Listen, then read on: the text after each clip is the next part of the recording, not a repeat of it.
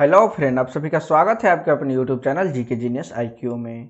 आज के सेशन में हम 20 मोस्ट वीवीआई क्वेश्चन करने वाले हैं जो कि आपके आगामी एग्जाम के लिए बहुत ही जरूरी है।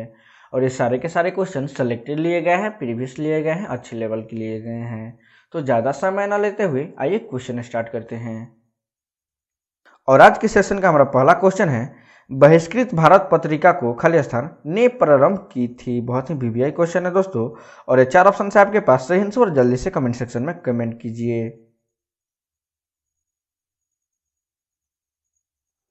और इस प्रश्न का बिल्कुल सही answer option B, doctor Bhimrao Ambedkar. ये आपको हमेशा याद रखना है कि बहिष्कृत भारत पत्रिका को डॉक्टर भीमराव अंबेडकर द्वारा प्रारंभ किया गया था। ये आपको हमेशा याद रखना है। और आपको ये भी पता होना चाहिए कि यह पत्रिका 3 अप्रैल 1927 को बहिष्कृत भारत के नाम से शुरू किया गया था और यह पत्रिका 15 नवंबर 1929 तक प्रकाशित होता रहा।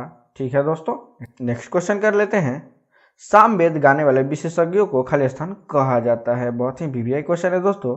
और ये 4 ऑप्शन से आपके पास, सही आंसर जल्दी से कमेंट सेक्शन में कमेंट कीजिए।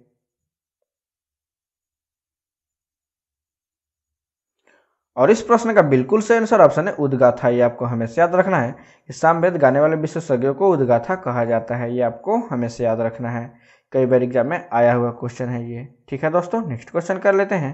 बहावी आंदोलन के प्रणेता खाली स्थान थे। बहुत ही वीवीआई क्वेश्चन है दोस्तों। और ये 4 ऑप्शन से आपके पास, सही आंसर जल्दी से कमेंट सेक्शन में कमेंट कीजिए।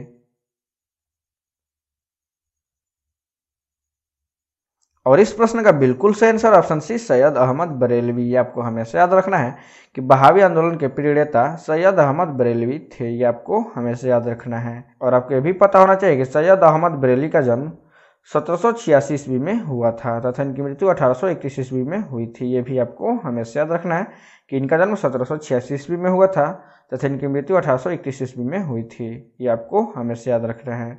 अब और आपको यह भी बता दें कि यह आंदोलन इस्लामी पूर्व उत्थान आंदोलन के रूप में हुआ था। ठीक है दोस्तों, नेक्स्ट क्वेश्चन कर लेते हैं।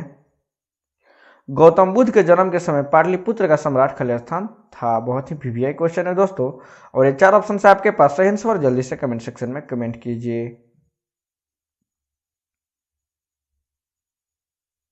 और इस प्रश्न का बिल्कुल सही आंसर ऑप्शन है बिंबिसार। आपको हमेशा याद रखना है कि गौतम बुद्ध के जन्म के समय पाटलिपुत्र का सम्राट बिंबिसार थे। और आपको ये भी पता होना चाहिए कि बिंबिसार का जन्म 558 ईसा पूर्व हुआ था। ये आपको हमेशा याद रखना है कि बिंबिसार का जन्म 558 ईसा पूर्व हुआ था। ये भी कई बार एग्जाम में आता है। ठीक है दोस्तों, और यह मगध के सम्राट थे जिन्होंने हर्यक वंश की स्थापना 544 ईसा पूर्व की थी। ये भी आपको हमेशा याद रखना है कि ये हर्यक वंश के संस्थापक थे और यह 544 ईसा पूर्व हर्यक वंश की स्थापना की थी। ठीक है दोस्तों, और भगवान बुद्ध का जन्म 563 ईसा पूर्व लुम्बिनी में हुआ था। ये भी आपको हमेशा याद रखना है। ये भी कई बार एग्जाम में आता है कि भगवान बुद्ध का जन्म कब हुआ था और कहाँ हुआ था, तो आपको बताना होता है। 563 ईसा पूर्व हुआ था और लुम्बिनी में हुआ था। और ये 6वीं शताब्दी में बौद्ध धर्म की स्थापना किए थे। ये भी आपको हमेशा याद रखना है, ये 6वीं शताब्दी में बौद्ध धर्म की स्थापना किए थे। ठीक है दोस्तों, नेक्स्ट क्वेश्चन कर लेते हैं। खाली स्थान से चंद्रगुप्त द्वितीय के संबंध में जानकारी प्राप्त होता है। बहुत ही वीवीआई क्वेश्चन है दोस्तों। और ये 4 ऑप्शन है आपके पास, सही आंसर जल्दी से कमेंट सेक्शन में कमेंट कीजिए।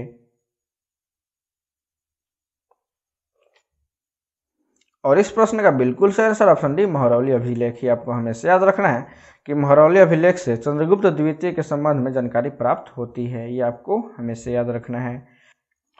और चंद्रगुप्त द्वितीय का शासनकाल 375 ईस्वी से 412 ईस्वी तक रहा था। ये भी आपको हमेशा याद रखना है। ठीक है दोस्तों, नेक्स्ट क्वेश्चन कर लेते हैं। चट्टानी स्तर पर लाइकेन विकास को खाली स्थान कहते हैं। बहुत ही वीवीआई क्वेश्चन है दोस्तों। और ये 4 ऑप्शन है आपके पास, सही आंसर जल्दी से कमेंट सेक्शन में कमेंट कीजिए। और इस प्रश्न का बिल्कुल सही answer option C, saxicoles. आपको हमेशा याद रखना है कि चट्टानी स्तर पर लाइकेन विकास को सेक्सी कोल्स कहते हैं। ये आपको हमेशा याद रखना है। और आपको भी पता होना चाहिए कि लाइकेन थैलोफाइटा प्रकार की वनस्पति है और लाइकेन का वैज्ञानिक नाम कप लीचेन है। ये भी आपको हमेशा याद रखना है कि लाइकेन का वैज्ञानिक नाम कप लीचेन है। ठीक है दोस्तों, नेक्स्ट क्वेश्चन कर लेते हैं। जीवन चक्र की दृष्टि से पौधे का सबसे महत्वपूर्ण अंग खाली स्थान है। बहुत ही वीवीआई क्वेश्चन है दोस्तों। और ये 4 ऑप्शन है आपके पास, सही आंसर जल्दी से कमेंट सेक्शन में कमेंट कीजिए। और इस प्रश्न का बिल्कुल सही आंसर ऑप्शन डी, पुष्प। आपको हमेशा याद रखना है कि जीवन चक्र की दृष्टि से पौधे का महत्वपूर्ण अंग पुष्प होता है। ये आपको हमेशा याद रखना है। ठीक है दोस्तों, नेक्स्ट क्वेश्चन कर लेते हैं। प्रथम अखिल भारतीय छात्र सम्मेलन अगस्त 1936 में खाली स्थान की अध्यक्षता में हुआ। बहुत ही वीवीआई क्वेश्चन है दोस्तों, और ये 4 ऑप्शन है आपके पास सही आंसर, और जल्दी से कमेंट सेक्शन में कमेंट कीजिए।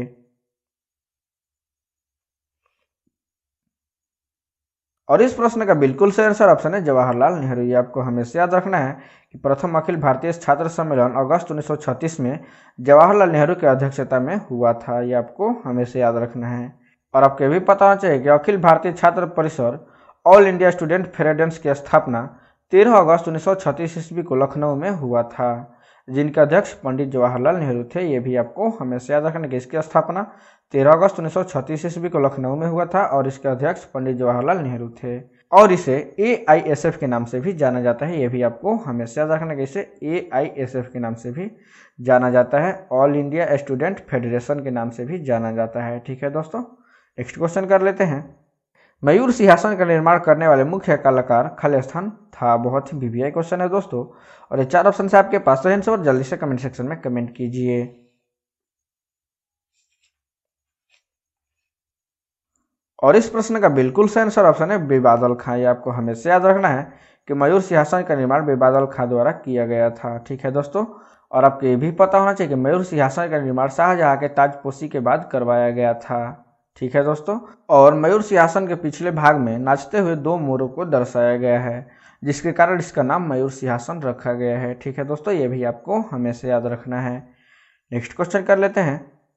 दक्षिण का ब्रह्म समाज खाली स्थान को कहा गया है। बहुत ही वीवीआई क्वेश्चन है दोस्तों, और ये 4 ऑप्शन है आपके पास सही आंसर, और जल्दी से कमेंट सेक्शन में कमेंट कीजिए। और इस प्रश्न का बिल्कुल सही आंसर ऑप्शन डी वेद समाज। ये आपको हमेशा याद रखना है कि दक्षिण का ब्रह्म समाज वेद समाज को कहा गया है। ये आपको हमेशा याद रखना है। और आपको ये भी बता दें कि वेद समाज की स्थापना घरेलू नायडू द्वारा मद्रास में किया गया था। ये भी आपको हमेशा याद रखना है कि वेद समाज की स्थापना घरेलू नायडू द्वारा किया गया था और मद्रास में किया गया था। ठीक है दोस्तों, नेक्स्ट क्वेश्चन कर लेते हैं। महमूद गजनवी ने भारत पर प्रथम आक्रमण खाली स्थान तथा अंतिम आक्रमण 1027 ईस्वी में किया था। बहुत ही वीवीआई क्वेश्चन है दोस्तों, और ये 4 ऑप्शन है आपके पास सही आंसर, और जल्दी से कमेंट सेक्शन में कमेंट कीजिए। और इस प्रश्न का बिल्कुल सही आंसर ऑप्शन सी 1001 ईस्वी। आपको हमेशा याद रखना है कि महमूद गजनवी ने भारत पर प्रथम आक्रमण 1001 ईस्वी में किया था, और अंतिम आक्रमण 1027 ईस्वी में किया था। ये भी आपको हमेशा याद रखना है। ये दोनों के दोनों ईस्वी आपको हमेशा याद रखना है। और आपको ये भी पता होना चाहिए कि महमूद गजनवी ने भारत पर 17 बार आक्रमण किए थे। ये भी आपको हमेशा याद रखना है कि ये 17 बार आक्रमण किए थे भारत पे। ठीक है दोस्तों, और इनका जन्म 2 नवंबर 971 ईस्वी में हुआ था, तथा इनकी मृत्यु 59 वर्ष की उम्र में 30 अप्रैल 1030 ईस्वी में हुई थी। ये भी आपको हमेशा याद रखना है। और ये अफगानिस्तान के गजनवी वंश के एक महत्वपूर्ण शासक थे। ये भी आपको हमेशा याद रखना है कि यह अफगानिस्तान से थे। ठीक है दोस्तों, नेक्स्ट क्वेश्चन कर लेते हैं। भारत में सबसे बड़ा कपास उत्पादक राज्य खाली स्थान है। बहुत ही वीवीआई क्वेश्चन है दोस्तों, और ये 4 ऑप्शन है आपके पास सही आंसर, और जल्दी से कमेंट सेक्शन में कमेंट कीजिए। और इस प्रश्न का बिल्कुल सही आंसर ऑप्शन सी गुजरात। आपको हमेशा याद रखना है कि भारत में सबसे बड़ा कपास उत्पादक राज्य गुजरात है। ठीक है दोस्तों, ये आपको हमेशा याद रखना है। और आपको ये भी पता होना चाहिए कि विश्व में भारत का कपास उत्पादन में दूसरा नंबर पे स्थान आता है। ठीक है दोस्तों, ये आपको हमेशा याद रखना है, विश्व में दूसरा नंबर पे कपास उत्पादन में आता है। ठीक है दोस्तों, भारत के 12 राज्यों में कपास का उत्पादन होता है, जिसमें से गुजरात 1 नंबर पे आता है। ठीक है दोस्तों, नेक्स्ट क्वेश्चन कर लेते हैं। बैंकिंग क्षेत्र में NPA का पूर्ण रूप खाली स्थान है। बहुत ही वीवीआई क्वेश्चन है दोस्तों, और ये 4 ऑप्शन है आपके पास सही आंसर, और जल्दी से कमेंट सेक्शन में कमेंट कीजिए।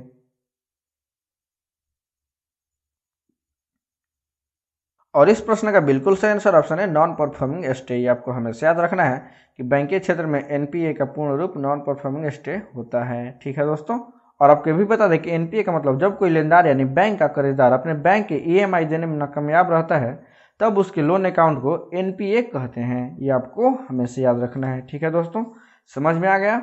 और आमतौर पर बैंक की कर्ज की EMI 3 महीने तक नहीं आई तो उस अकाउंट को NPA घोषित कर दिया जाता है।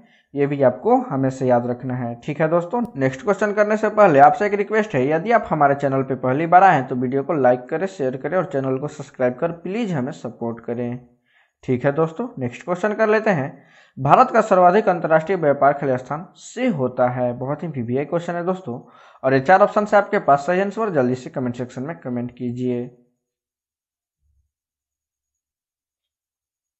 और इस प्रश्न का बिल्कुल सही आंसर ऑप्शन बी समुद्री मार्ग। ये आपको हमेशा याद रखना है कि भारत का सर्वाधिक अंतर्राष्ट्रीय व्यापार समुद्री मार्ग से होता है। ठीक है दोस्तों, नेक्स्ट क्वेश्चन कर लेते हैं। विदेशी मुद्रा के बहिर्गमन औसत आगमन के बीच के अंतर को खले स्थान कहते हैं। बहुत ही वीवीआई क्वेश्चन है दोस्तों, और ये 4 ऑप्शन है आपके पास। सही आंसर जल्दी से कमेंट सेक्शन में कमेंट कीजिए। और इस प्रश्न का बिल्कुल सही आंसर ऑप्शन है भुगतान संतुलन। ये आपको हमेशा याद रखना है कि विदेशी मुद्रा के बहिर्गमन औसत आगमन के बीच के अंतर को भुगतान संतुलन कहते हैं। ठीक है दोस्तों, नेक्स्ट क्वेश्चन कर लेते हैं। व्यवसाय कर खाली स्थान लगाता है। बहुत ही वीवीआई क्वेश्चन है दोस्तों, और ये 4 ऑप्शन है आपके पास। सही आंसर जल्दी से कमेंट सेक्शन में कमेंट कीजिए। और इस प्रश्न का बिल्कुल सही आंसर ऑप्शन डी राज्य सरकार। ये आपको हमेशा याद रखना है कि व्यवसाय कर राज्य सरकार लगाता है। ये आपको हमेशा याद रखना है, ना कि केंद्र सरकार। ठीक है दोस्तों, नेक्स्ट क्वेश्चन कर लेते हैं। राष्ट्रीय कृषि बीमा योजना राजस्थान में लागू हुआ। बहुत ही वीवीआई क्वेश्चन है दोस्तों, और ये 4 ऑप्शन है आपके पास। सही आंसर जल्दी से कमेंट सेक्शन में कमेंट कीजिए। और इस प्रश्न का बिल्कुल सही आंसर ऑप्शन डी 1999। आपको हमेशा याद रखना है कि राष्ट्रीय कृषि बीमा योजना 1999 में लागू हुआ था। ये आपको हमेशा याद रखना है, और आपको ये भी पता होना चाहिए इसे NAIS के नाम से भी जाना जाता है, नेशनल एग्रीकल्चरल इंश्योरेंस स्कीम। ये आपको हमेशा याद रखना है। ठीक है दोस्तों, नेक्स्ट क्वेश्चन कर लेते हैं। देश का पहला वस्त्र पार्क खाली स्थान में स्थापित किया गया। बहुत ही वीवीआई क्वेश्चन है दोस्तों, और ये 4 ऑप्शन है आपके पास। सही आंसर जल्दी से कमेंट सेक्शन में कमेंट कीजिए।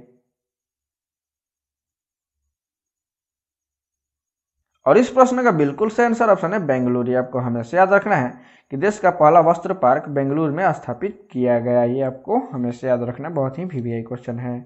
ठीक है दोस्तों, और आपको ये भी पता होना चाहिए कि देश का पहला वस्त्र पार्क बेंगलुरु में 1963 ईस्वी में स्विट्जरलैंड की सहायता से स्थापित किया गया था। ये आपको हमेशा याद रखना है कि 1963 ईस्वी में स्विट्जरलैंड की सहायता से स्थापित किया गया था हमारा पहला वस्त्र पार्क। ठीक है दोस्तों, और आपको ये भी बता दें कि इसे HMT के नाम से भी जाना जाता है। इसे HMT के नाम से भी जाना जाता है, ये भी आपको हमेशा याद रखना है। ठीक है दोस्तों, नेक्स्ट क्वेश्चन कर लेते हैं। देश का सबसे बड़ा संगठित एवं व्यापक उद्योग खाली स्थान है। बहुत ही वीवीआई क्वेश्चन है दोस्तों, और ये 4 ऑप्शन है आपके पास। सही आंसर जल्दी से कमेंट सेक्शन में कमेंट कीजिए।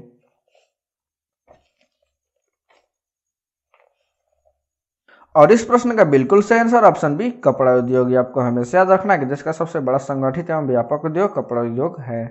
ये आपको हमेशा याद रखना है। ठीक है दोस्तों, और इसे HMT के नाम से भी जाना जाता है। ये भी आपको हमेशा याद रखना है, इसके बारे में हम ऊपर चर्चा कर चुके हैं। ठीक है दोस्तों, नेक्स्ट क्वेश्चन कर लेते हैं। को विज्ञान के क्षेत्र में 2 बार नोबेल पुरस्कार मिला है। बहुत ही वीवीआई क्वेश्चन है दोस्तों, और ये 4 ऑप्शन है आपके पास। सही आंसर जल्दी से कमेंट सेक्शन में कमेंट कीजिए।